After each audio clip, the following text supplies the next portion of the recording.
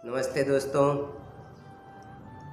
आज के 5वें अंक में जीने की आरजू आपका स्वागत है। जीने की आरजू में मैं आपको, अगर आपको बरसात के मौसम में ताप आ जाता है, बरसात के मौसम में ताप आने का पहला कारण है अपने शरीर के अंदर कफ का प्रधानता हो जाना, कफ का शरीर में बढ़ जाना। अगर ये कफ शरीर में बढ़ते जाता है तो हमें सर्दी, खांसी और फिर आगे चल के ताप में रूपांतर हो जाता है। अगर ये ताप आगे बढ़ते जाता है तो फिर हमें ये कफ बहुत सारी बीमारियाँ लाते हैं। कफ को कभी दबाना नहीं चाहिए, उसको पतला करके हमें निकाल देना है। शरीर के अंदर कफ को रखने से आगे चल के हमें दमा की बीमारी हो जाती है। कफ के रह जाने से आगे चल के हमें क्षय हो जाता है। हमारी आंतड़ियों में कफ जमा हो जाने से धीरे धीरे वो आंतड़ियों का कैंसर भी हो जाता है। कफ को सामान्य हमें समझना नहीं है। कफ खतरनाक है। कफ शरीर में बढ़ना चाहिए नहीं। शरीर का संतुलन रखने के जितना ही शरीर में कफ बने, उससे ज़्यादा अगर बने तो वो हमारे शरीर को नुकसान पहुंचाता है। तो ये नुकसान पहुंचाने वाला द्रव्य, यानी उसके भाषा में, वैद्यकीय भाषा में विजातीय द्रव्य बन जाता है। विजातीय द्रव्य बनने से शरीर में जहर पैदा होता है और वो जहर हमें धीरे धीरे मारता है।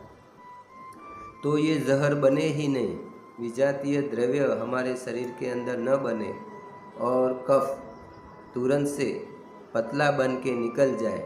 हम जो एलोपैथिक दवाएं लेते हैं ना, उससे कफ निकलता नहीं है।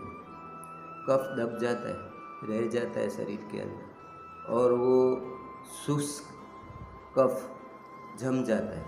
जम जाने की वजह से कुछ सालों के बाद, तुरंत नहीं लेकिन कुछ सालों के बाद उस कफ का प्रकोप इतना बढ़ जाता है कि आप कल्पना भी नहीं कर सकते। इसलिए अपने शरीर को सावधानी से चलाना है। गाड़ी को भी हम सावधानी से नहीं चलाएंगे ना तो एक्सीडेंट हो जाता है। तो अपना शरीर है, ये तो बहुमूल्य शरीर है, अमूल्य शरीर है, इसको तो सावधानी से ही चलाना चाहिए। इस सावधानी को चलाने के लिए बरसात की मौसम में अगर हमें सर्दी हो जाती है, पहले तो हमें यह करना चाहिए कि हमें सर्दी हो ही ना। उसका उपाय भी सरल है। क्या है मालूम है? पानी। सवेरे जो हम पानी पहले अंक में बताया था कि पानी किस तरह से पीना चाहिए, वही पानी लेकिन बरसात की सीजन में हमें गर्म करके पीना चाहिए।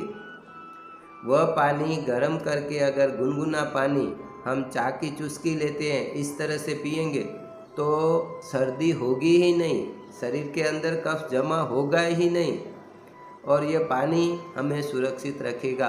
कितना आसान सा तरीका है। अगर हम पहले से सावधान हैं और हम गर्म पानी पीते हैं, अगर बाहर बरसात हो रही है तो आप अपना पानी पीने का जो क्रम है उसको चेंज कर दीजिए। जैसे ठंडा पीते थे मटके का, वो फ्रिज का नहीं, फ्रिज का तो पीना ही नहीं है, लेकिन अगर आप मटके का पीते थे तो उसको, वो मटके का पानी गर्म करके पीना है। तांबे में रखा हुआ पानी हमें गर्म करके पीना है। फिर वापस दिन भर को भी अगर बरसात हो रही है तो आप गर्म पानी यूज़ कीजिए, ठंडा पानी मत पीजिए, तो आपको सर्दी, ताप, खांसी कुछ होगा नहीं। पूरा सीजन गुजर जाएगा, आप सही सलामत रहेंगे। अगर आपने ये नहीं किया बाय चांस और आपको सर्दी हो गई है तो भी कैसे बचा जा सकता है? तो आप गर्म पानी स्टार्ट कर दीजिए तुरंत से। अगर आपने स्टार्ट कर दिया तो ये कफ पतला होके पानी के साथ ही निकल जाएगा। फिर भी हमें कोई दवा लेने की ज़रूरत नहीं है। हमने दवा, पानी नहीं पिया और ये दर्द आगे बढ़ा, सर दर्द होने लगा, तो दूसरा उपाय आपको मैंने बताया था कि पूरा नाक का पोर्शन साफ करने के लिए सूंठ को किस तरह से हमें नाक के जरिए छींकने की तरह लेकर ये सर दर्द मिटाना है। वही अंक नंबर 3 में है इसका पूरा प्रयोग। 2 मिनट के अंदर आपका सर दर्द मिट जाएगा। किसी भी तरह का सर दर्द हो, अगर आपने वो किया प्रयोग तो तुरंत मिट जाएगा। अभी सर दर्द भी है और ताप भी आ गया है, तब भी एक आसान तरीका है। आप 1 बाल्टी पानी भर लीजिए, उसमें आधा किलो नमक डाल दीजिए, सादा सा नमक लेने का, वो पानी में डाल के फिर आप स्नान कीजिए। हर 1 बाल्टी के पीछे आधा किलो नमक डाल के स्नान करना है, कम से कम 15 से 20 मिनट। वो भी पानी ठंडा नहीं होना चाहिए, नहीं गर्म ज़्यादा, लेकिन थोड़ा सा गर्म, और उस पानी से हमें नहाना है।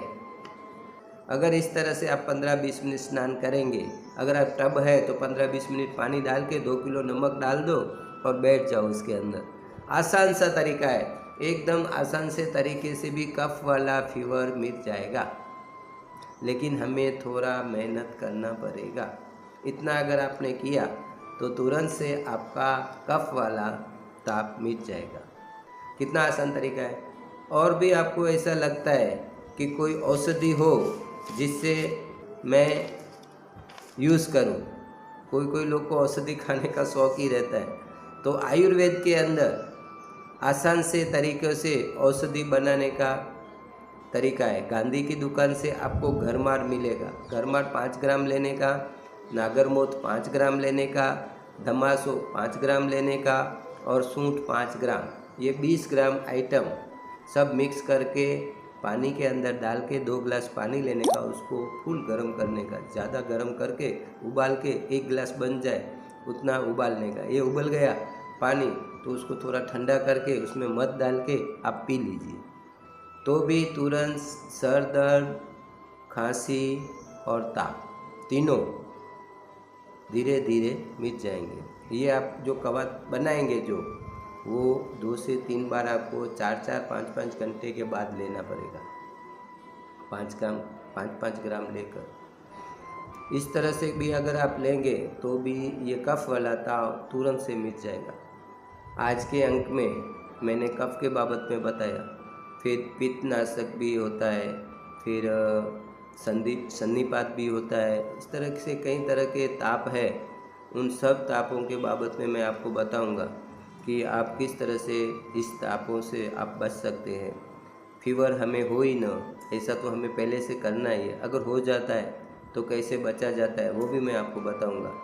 आज के अंक में बस इतना ही। अगर आपको ये अंक अच्छा लगा हो तो आप ज़रूर सब्सक्राइब करें और लाइक भी करें। अगर आप लाइक करेंगे ना तो हमें प्रोत्साहन मिलेगा। हमें प्रोत्साहन मिलने से हम ढूंढ के आयुर्वेद के तरीके शास्त्रों के अंदर लिखे हुए हैं, उनको ढूंढ के आपको बताएंगे। मैं अपना कुछ नहीं बताता हूँ, शास्त्र जो बताते हैं, शास्त्र के अंदर लिखा है, कई पुरानी बुकें हैं उसके अंदर लिखा है, वही सब तरीके मैं आपको बताता हूँ ढूंढ के, और वो तरीके मैंने अपनाए हैं। पूरी मेरी ज़िंदगी के अंदर उन्हीं तरीक़ों के साथ मैंने जिया है, कभी मेरे को दवा की ज़रूरत पड़ी नहीं है। तो आप भी वो सब तरीके अपनाएं, सुखी रहेंगे। हम सुखी रहेंगे तो हमारा परिवार सुखी रहेगा, हमारा परिवार सुखी रहेगा तो हमारा गांव सुखी होगा, अगर हमारा गांव सुखी होगा तो हमारा देश सुखी होगा, और जब देश सुखी होगा तो विश्व सुखी होगा। विश्व कल्याण के लिए हमें आयुर्वेद को अपनाना है। आयुर्वेद ही एक ऐसा है जो हमारे घरों में खुशियाँ भर सकता है।